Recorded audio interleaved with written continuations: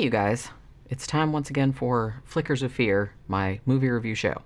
So, since I mentioned on a recent video, I don't know which one it was, that I'd actually been trying to watch some of the newer films that have recently been added to Shudder because they've been adding a lot of stuff. Like, they add old stuff too, but they added a bunch of new movies and I'd kind of gotten behind on them. So I think I mentioned that on a video before, and I was very happy to get a recommendation from someone who was listening. And they told me that I should watch the 2022 film Speak No Evil, which actually premiered earlier this year. I think it was in January of 2022 at Sundance. Now, I will note that although the movie is Danish, it's a Danish production, most of the movie is in English. It's not dubbed or anything. The characters are actually speaking English. There is some Danish and some Dutch in there, but it's almost all of it is in English. Now, while I will say that I really, really liked this movie, it's definitely not for everybody. I know nothing is, but, you know, I just like to put that out there. I know it's kind of a cliche to say slow burn, but it is a kind of a slow burn. It doesn't really go full on horror until the third act. It's kind of more of a psychological thriller up to that point.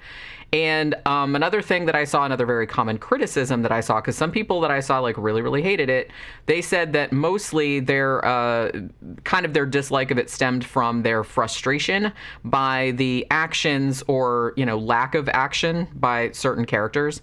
But that actually didn't bother me in the slightest. I can see why it would, but it didn't really bother me. I actually found this movie just sickeningly anxiety-inducing.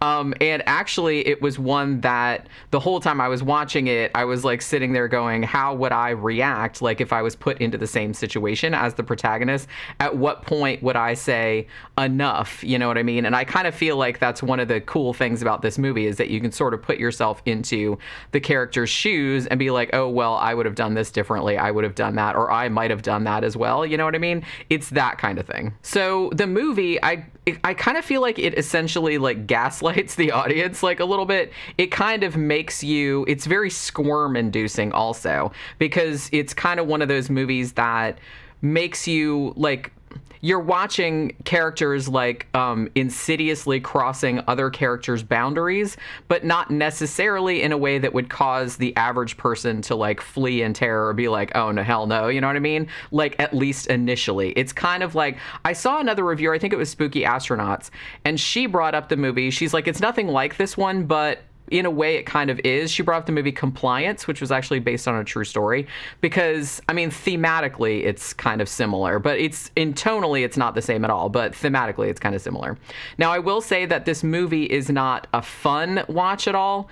It goes to some pretty bleak places at the end. So if you're really not in the mood to watch something like kind of depressing and, you know, maybe even outright soul killing, like depending on your point of view, then maybe you might want to give this one a pass. It's not a fun time, and I'm going to say that right now. So this was directed by a fella named Christian Taftrup, and I'm sure I'm probably pronouncing that wrong, so I apologize. It was co-written by him and his brother Mads. Now, the movie's most obvious comparison, I think every review that I watched or read of this brought up Michael Haneke's Funny Games, so it's kind of along the same lines as that. But more generally, it's just, this movie is just like a really good entry into that, you know, kind of not actually as small as I was thinking, but it's this kind of psychological horror subgenre that is sort of like social horror in a way. It's kind of exploring the lengths that people will go to in order to be polite and to avoid causing conflict or embarrassment like to other people, and how much we're willing to put up with like in order to accommodate others. So in that way, I don't want to go too far in this direction, but slightly, this movie kind of almost plays like an extremely dark, like cringe comedy at times, because most of it's like very, very awkward. But also it has this really, really steadily escalating tension throughout the whole movie that even if you kind of like laugh at some of the situations, like it'll just be like a really, really awkward, uneasy kind of laugh, because you just know that something bad is going on, but you don't know exactly what it is, and you don't know like when it's coming. So it's just kind of like I said, it's just kind of gives you this like really, really bad feeling like in the pit of your stomach, like pretty much from the first, you know, frame. So at the beginning of the story, we meet a Danish family. The dad's name is Bjorn, the mom's name is Louise or Louisa, and the daughter's name is Agnes or Agnes, as they would say over there. And they're on a vacation in Tuscany, in Italy. Now, not too long into their holiday, they meet this very, very friendly Dutch family who it looks like is staying at the same hotel or resort as they are. So this Dutch family, the dad's name is Patrick, the mom's name is Karen, and they have this really, really shy son named Abel or Abel, and he doesn't really talk all that much. Patrick actually explains later on that he has some congenital deformity, like he didn't have, like he was born without a tongue or with like a really small tongue, so he can't really talk all that much, or when he talks, like you can't really understand what he's saying. Now, from the jump, it's pretty clear that from the way that the families, and specifically the men, interact, and this is actually really, really beautifully and subtly portrayed through just kind of random bits of seemingly trivial dialogue, like body language and like significant glances and things like that. But you can tell that Bjorn sees in Patrick the kind of man that he would like to be. So Bjorn, the character, is kind of like a passive guy. He very much clearly loves his wife and family, but he sort of maybe low-key laments the lack of passion and excitement in his life. He's always kind of like been one of those guys that followed the rules. He's always done what he was supposed to do, what was expected of him, and has kind of hence come to this place in his life where he sort of feels like unfulfilled, as though he's become like just some guy who ended up in this like really humdrum existence through his own like lack of assertiveness. Like he's never been able to like jump up and like grab life by the balls or anything like that. And so he's just sort of like ended up here through no will of his own, or because he didn't have enough will going forward. And Patrick, the Dutch guy, by contrast, is actually this really, really very, very vibrantly masculine. He's very like outgoing and very gregarious, and he's just kind of like one of those real gruff, like friendly, open, you know what I mean? And he's always kind of like talking to everybody and making everybody laugh and stuff like that. And the way that he is, you can see that Bjorn obviously like really admires him and really like aspires to be that way, even though he's not.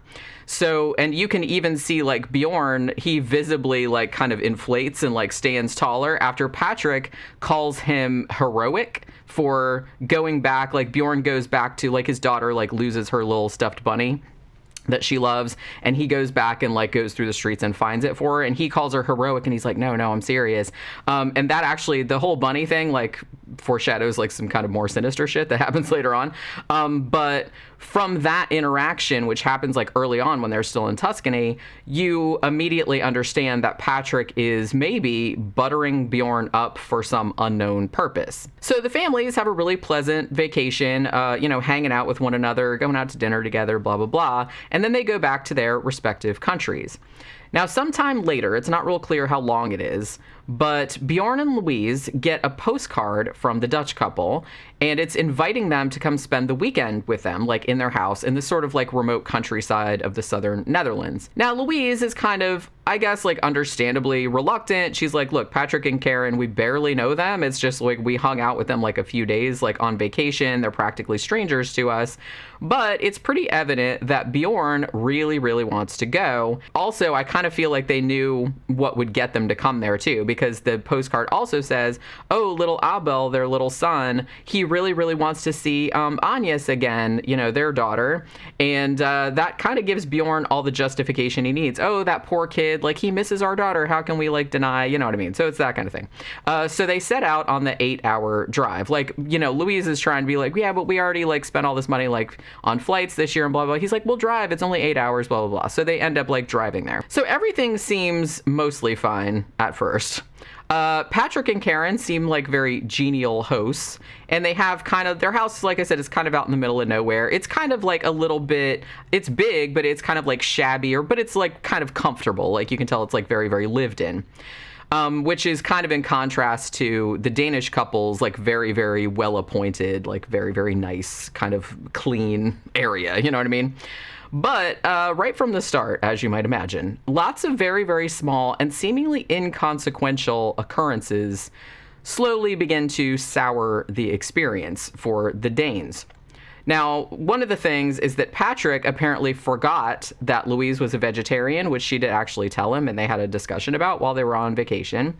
And so Patrick seems to be making a point of like cooking really meat-heavy dishes and very insistently like cajoling her into tasting them. And it's like you can tell she's like, no, that's okay. I'm a vegetarian. He's like, oh well, you can just this one bite. You know what I mean? And finally, she just like gives in because he just keeps at her, you know what I mean? Not in a mean way, but just, you know how that goes. Like when you go to somebody's house and they're like, oh, I made this, cake or something like that. And you're like, look, I really don't want any. And it's just like, they just keep at you and keep at you. You're fine. Okay. Just like, leave me the fuck alone. Because most people don't want to just like, fuck off. I don't want any. You know what I mean? Even though maybe you should, which is something that this movie actually absolutely explores. Another thing too, is that Patrick and Karen have set Agnes, the daughter, up on this little bitty air mattress, like in the same room as their son Abel, which they think is a little bit weird. And they're like, well, you didn't even ask us like how it is set up. And it's just like stuff like that. Also, they don't seem to have, Patrick and Karen don't seem to have like any kind of your normal like social boundaries or like propriety. Like they'll walk into the bathroom to pee like while you're in the shower, like that kind of shit, like without even like looking at you like, oh, whatever, like it's the most normal thing in the world. So, it's a little bit weird. And then a bit later on, like Patrick and Karen invite the Danish couple out to a restaurant, but they don't tell them until they're literally like walking out the door that, oh, the kids aren't coming with us, like because they assumed that the daughter was coming with them too. But yeah, it's like, oh, no kids tonight, you know what I mean? And they're being left with this babysitter who Bjorn and Louise have obviously never met before, who's another stranger to them. And then while they're at the restaurant, like they go along with that, even though they're not happy about it. And then when they're at the restaurant, like Patrick and Karen kind of get like really drunk and they start like, dancing one of like really, really provocatively and like kind of like, in a get a room kind of way, which makes the other couple like really, really uncomfortable. And they also very subtly like manipulate Bjorn into paying the not insubstantial check, which he's like, ooh, somebody had a good time. And he's like, oh, so we're paying it. He's like, oh, thanks, man. It was that kind of thing. Patrick also drives home drunk, like weaving all over the road, which is thankfully deserted at that time of night, blaring the radio like at top volume, even though Louise is like, hey, can you turn the fucking music down? It's like blasting our ears out, shit like that. Now, Louise, in fact, grows tired of the Dutch couple pretty quickly, and I can totally see why, because this would not be a fun time. Now, she makes it very clear to her husband, Bjorn, that she would like to leave. Now, Bjorn does not really want to go, because he kind of like feels, like I said, he feels very invigorated by Patrick and this unabashed like machismo that he has. But he eventually is like, okay, maybe you're right. So they kind of sneak out, but then they kind of get busted. And then like the couple, like Patrick and Karen, when they're confronted about it, they're like, oh my God, we can't believe like you guys would just like leave without saying goodbye. But then like Louise starts telling them like all these things. But when she kind of lists it, it sounds like so insignificant, like all the stuff that she's complaining about. And then Patrick and Karen are like, oh my God, we're so sorry. We're so sorry. So, and they have like an explanation for every single grievance that the other couple have brought up. And then they even kind of like flip it a little bit, like very craftily, and like play the victim card. They're like, oh, well, maybe it's just like a cultural misunderstanding, like you Danes, and your thing and whatever. And like the Dutch do it like this and blah, blah, blah. And maybe you guys are just kind of uptight or whatever. So through all of this kind of like duplicitous shit, they are actually able to convince Bjorn and Louise to stay for the rest of the weekend simply by exploiting their disinclination to be rude to people who have, supposedly been so friendly and generous, like opening up their home to them and like cooking for them and stuff like that. So from there, as you might expect, things take a very, very, very dark turn. And trust me when I say the ending of this movie is like pretty fucking grim. Now, while the character of Bjorn in particular is very frustrating, and I get that, there's a bunch of points in the story where he absolutely should have like nutted up and put his foot down rather than going along with situations that were clearly going south. He's also not all that unrealistic, I didn't find. And to be honest, his passivity is actually like a big part of the theme or the message of the movie, if you want to call it that, which is actually kind of like almost like a really, really dark satire on excessive politeness and how it can absolutely get you into real trouble if you don't know like when or how you need to like stand up for yourself. From what I could gather, this was like really interesting to me. I read some comments from people who had seen it who were actually Danish. According to them, like the particular choice of making the Danish couple like super bourgeois and like unwilling to rock the boat and very uptight, and kind of then pitting them against the very stereotypically more open and convivial like Dutch couple, which I guess, like I said, they're cultural stereotypes that it's sort of skewering a little bit. it kind of like gave the movie for them like a real particular like cultural resonance, I guess, and a lot of like cruel humor. I think they found it a lot funnier than Americans did, because they could relate like to the cultural stereotypes that were being satirized. I mean, obviously I can't really speak to that since I am neither Danish nor Dutch, but however, I am kind of like a laid back sort of introverted person who also really dislikes confrontation.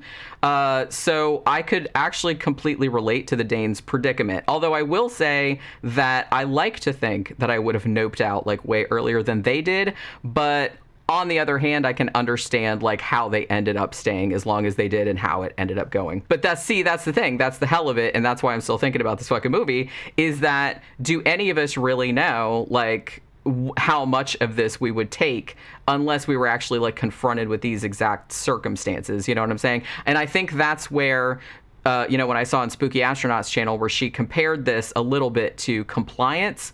If you've seen that, and I don't want to go into that because that's like a whole other review, but it's a similar kind of thing where it's like a frog in boiling water. It's like at first, like the requests that people are making or the things that people are doing don't seem all that bad or that egregious, but then like it slowly like ramps up, and then suddenly you're like, how the fuck did I get in this situation?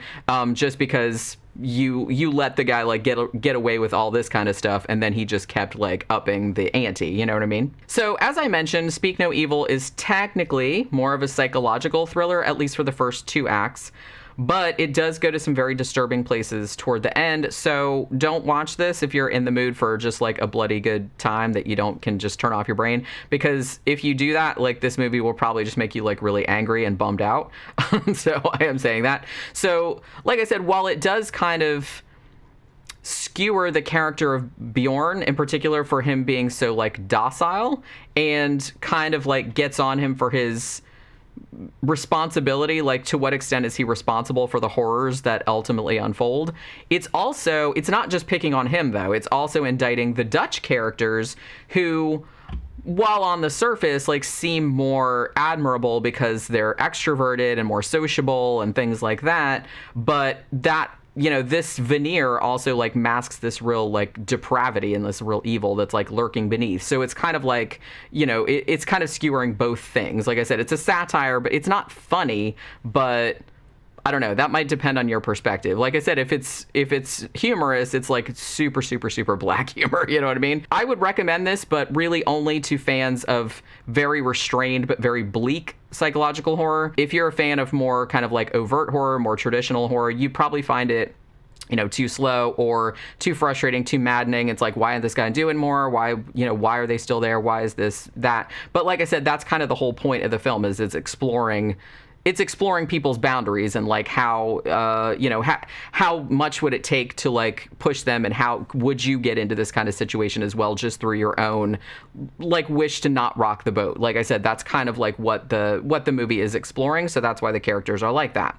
And as I said, this is definitely a movie that I'm going to be thinking about for a while, just because of the shit that happened and kind of like wondering about myself and like, what if I was in this situation? Like, would I like to think that I wouldn't have gone that far, but it's like, I don't know. I've never been in a situation like this really. But yeah, it's one of those ones that really kind of makes you think afterward. So this is actually on Shudder. You can probably find it on other streaming services as well. I think I saw it for rent on Amazon Prime as well, but I watched it on Shudder, and it's just got added there not too long ago. So check it out if it sounded at all interesting to you. And that will do it for this Flickers of Fear. I will see you guys again on the next one. Bye.